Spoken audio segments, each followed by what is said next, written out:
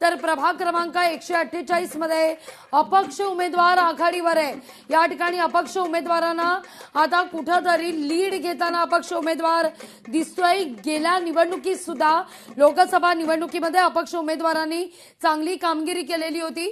तर वॉर्ड क्रमांक 19 मध्ये प्रकाश तावडे विजयी भाजपचे, विक्रम राजपूत भाजपचे, वॉर्ड क्रमांक 50 मधून विजयी, वॉर्ड क्रमांक 123 मध्ये सुनील मोरे विजयी झालेले आहेत।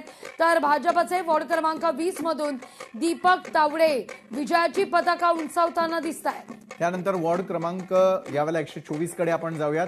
सकीना शेख विजयी झालेल्या आहेत। गीता भंडारी या मशाल या चिन्हावरती म्हणजेच उद्धव बाळासाहेब ठाकरेंच्या शिवसेनेकडून विजयी झालेल्या आहेत। उद्धव बाळासाहेब ठाकरेंचे ड्रोनही उडताना दिसत आहेत। यावेळेला वॉर्ड क्रमांक 182 मध्ये मिलिंद वैद्य त्या ठिकाणी निवडून आलेले आहेत।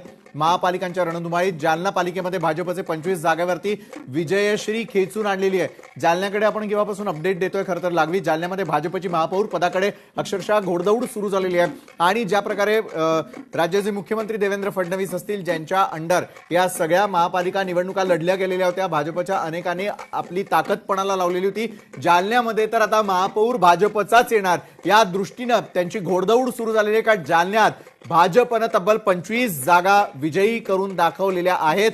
जालना पालिकेत भाजपनं 25 जागा अक्षरशः खेचून आणलेल्या, त्यामुळे जालन्यामध्ये जर त्यांचा महापौर